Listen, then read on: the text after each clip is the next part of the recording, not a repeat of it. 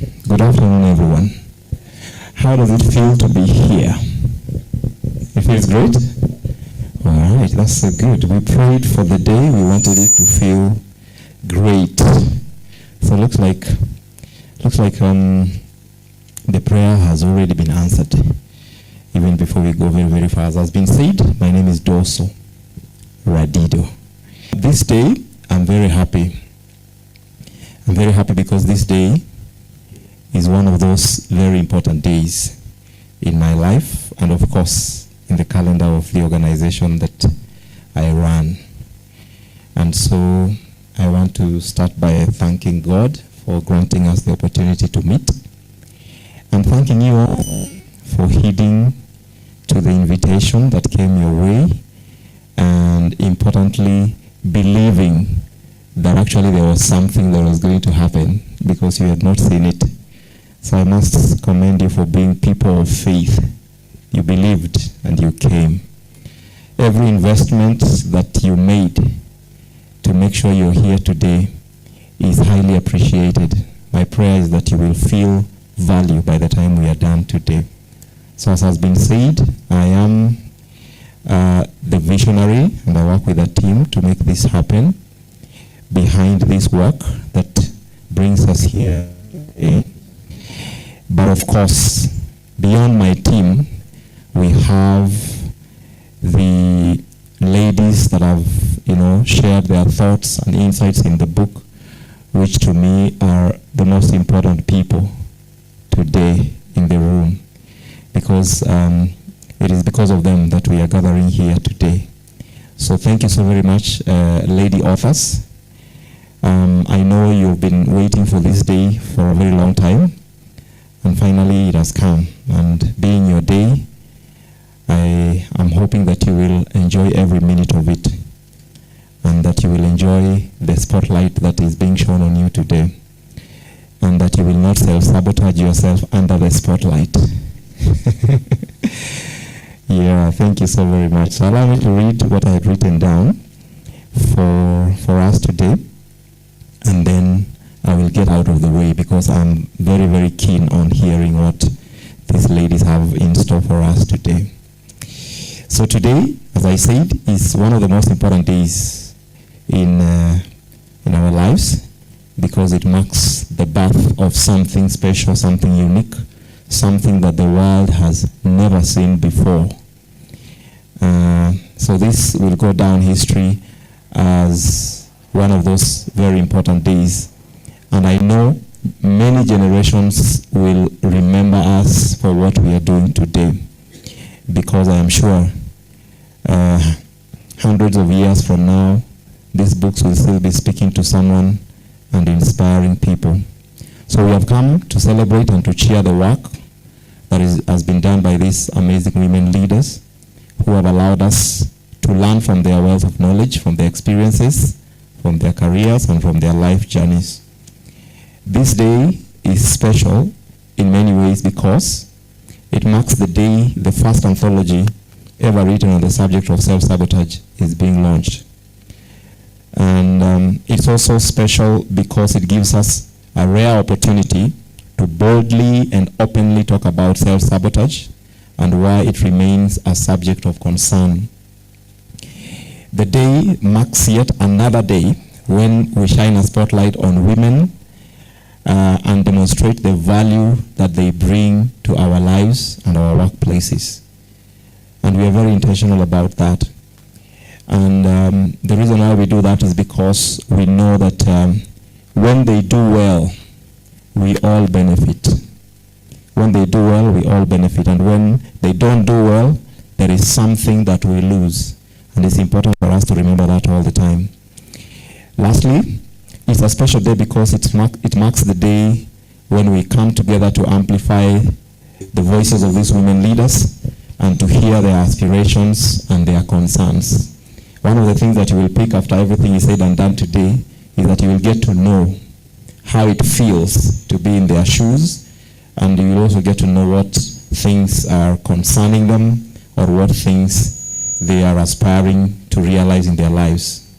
When we came up with the theme of the book, our intention was to demonstrate and to dramatize some of the reasons why women are unable to fully capitalize on the opportunities that open up for them, and why we must pay attention to the subtle dynamics around how they deploy themselves and the unique challenges that they face. When the MC was telling us to rise and sit, I saw more women than men. Is it because we have more women than men here? But that tells you something.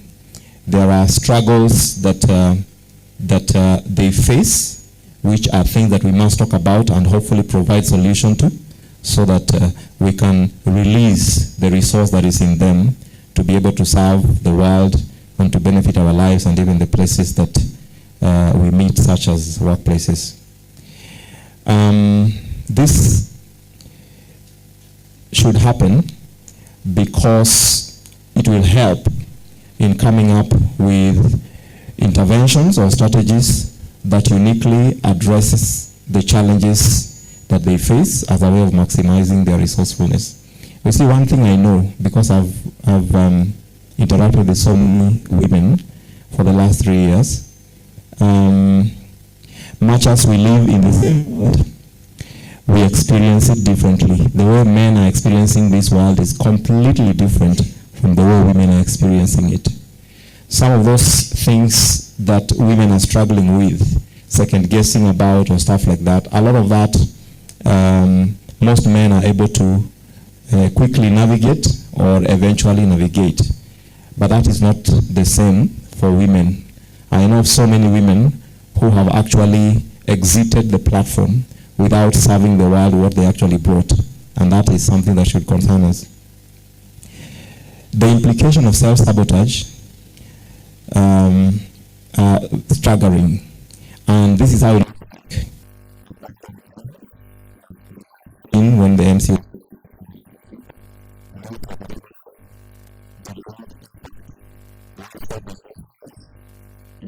destroyed destinies. And what concerns me the most is the generational impact of self-sabotage.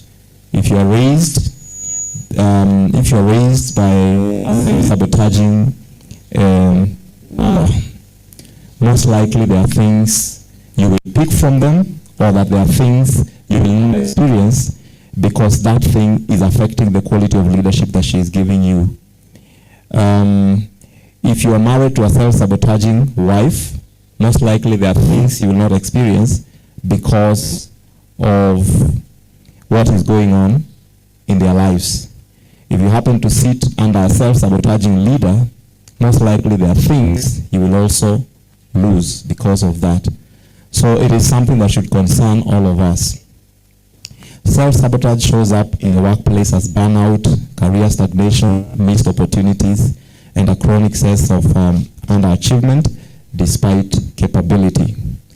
What's more, self-sabotage does not operate in isolation. It is cumulative, it is contagious, and it can be cultural. When one woman pulls back, others may follow. A tradition of internalized smallness can ripple through families, organizations, and generations. And that could be true for many of us who are actually seated here. Many of us have learned to sabotage ourselves from those who also learned to play small, either for safety, for approval, or survival. And interestingly, from a false sense of humility and conformity. So when I talk about this, I know you can be able to see yourself in this because that is how it shows up. So through this project and the book we're launching today, we hope to build understanding of the internal struggles that women go through in their effort to bring value to the table. We also hope to challenge women to break the cycle of self-limiting behaviors, because that will not only create huge benefits for them, but will also enhance the quality of our lives and our workplaces. We believe that we all stand to gain when we are served with the best and most empowered versions of women who are able to fully explore and fully exploit their resourcefulness. Because when one woman reclaims her voice, her vision, and her value, she reawakens a legacy of freedom and impact for those who follow, or sit under her influence. Great families, communities, organizations, and nations are products of people, especially women who have awakened and purposefully decided to reclaim their voices and positions. I wish to congratulate all the authors for the exemplary work they have done, and especially for the courage to allow us to see things through their lenses and to learn from the experiences of their lives.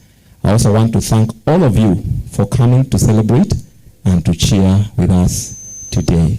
God bless you so much, and I pray that you enjoy yourself. Thank you. Thank you. Thank you so much, Mr. Dooso. You know, even before you sit, let me just ask, why should people write? Because I love what you do, what you've done with this project, the different books, but why should people write generally? I think for me the most important reason why we should write is to somehow raise our voice. The exiting from the platform of life should not remove everything about you. And one of the things that can remain, even after you're gone, voice. And if you document it, you definitely are going to be speaking to people beyond. Two, writing helps us to preserve the lessons that we have learned. Those lessons you have learned from your life experiences, from things as simple as, you know, how you got married, how you learned how to ride a bike, how you survived mugging, you know, how you raised your firstborn, etc. Powerful lessons that can be a blessing to somebody else. If you don't write, the day you will exit, you exit with everything. And that somehow affects the quality of momentum that builds for the society around us. If we learn from each other, we move faster, we live better.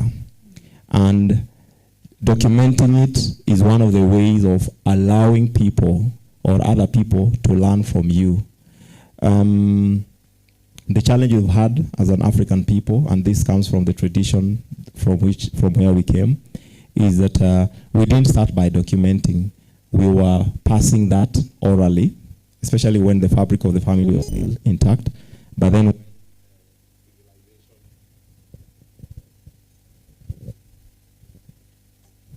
when civilization happened and we started going to urban places for work and stuff, we have had less and less to sit together and to learn from each other. So if we can opt to document our experiences, then we will continue to impact each other and to, you know, drive value in the lives of people that we are influencing or the lives of people that are coming up. Very well said. Thank you very much, Mr. Dooso. One more time, round of applause for Mr. Dooso.